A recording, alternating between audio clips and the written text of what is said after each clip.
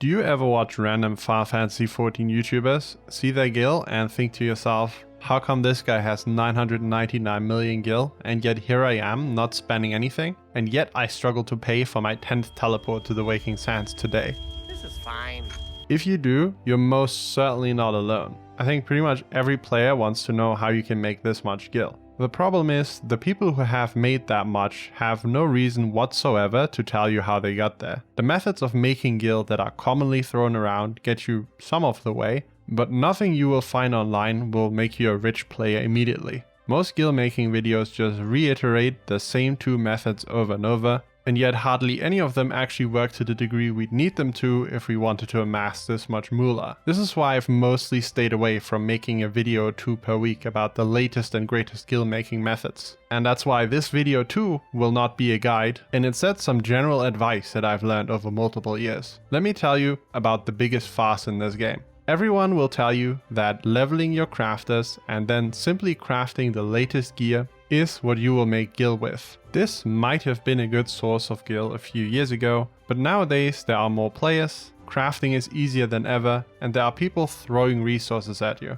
You can find the perfect melts, including the crafting rotations you need online, and get into it within 20 minutes of reaching max level on any of the crafter jobs. In short, the supply for max level crafted gear as well as consumables is higher than it has ever been. In fact, the entire crafting market is just a giant Ouroboros. The majority of crafters are just making things for other crafters to make money with, for other crafters to make money with, and so on. I remember watching so many videos on people claiming to have some method of making gil once the patch drops, and one of those methods included stacking materia. Now, selling materia in general is not a bad market. However, when you start stockpiling materia, the problem is you actually have to end up selling it all. The flaw in the logic here is very obvious. First of all, they made videos on this telling everyone the exact methods that they're going to use, meaning everyone was doing the same thing. And second of all, high-end raiders play this game so much, you can bet that they already have all the materia that they're ever going to need. The end result was hundreds of frustrated players with stacks of 300 or more of whatever materia in the inventory and no one to actually buy it. At least not at the price that they were hoping for, and not without them camping their retainers all day.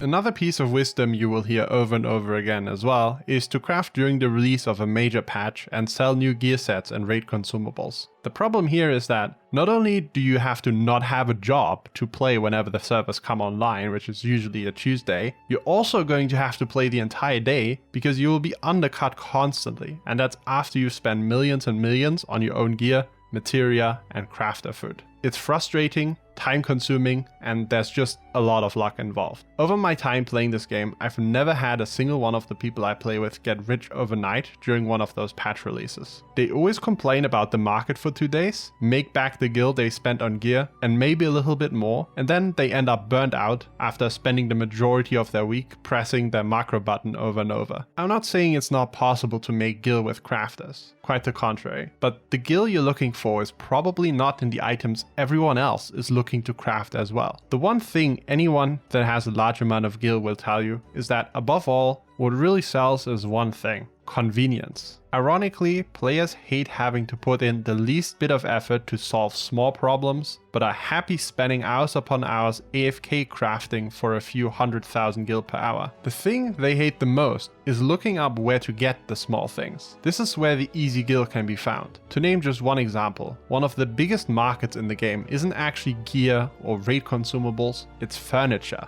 Every day, millions of gil are spent by players looking to decorate their houses or apartments, and virtually everyone buys their furniture off the market board. Many of the furniture items you will find use items from Time Knows or weird items that have to be bought one at a time from housing merchants. They're a nuisance to craft, especially when you're in the creative workflow of designing your dream kitchen, but players are willing to spend extraordinary amounts of gil for the convenience of simply getting these items instead of having to create them themselves, even if they know full well that they are massively overpaying. To back this point up, and at the risk of ruining my own market here, I've been pulling in close to 500,000 gil per day selling windows at little to no competition. That's just about 10 or 20 windows per day, and usually players will buy them in bulk. I buy the steel ingots from tribe vendors maybe every 2 months in like stacks of 999. I gather the time blocks whenever I feel like it, which takes perhaps a minute each time. The craft itself only takes a single button, it's not a macro. The item itself doesn't even have to be high quality because no one cares about the quality of a furniture item. So the total time investment per window is probably less than 30 seconds, including the time I spend gathering and putting it on the market board. And yet the competition is close to nothing. I usually put the windows up in the morning after just getting them from my retainer's inventory, where I put them after crafting them in bulk within 10 minutes, which I do about once a week, and all of these windows will have sold by the evening. This is just a single item.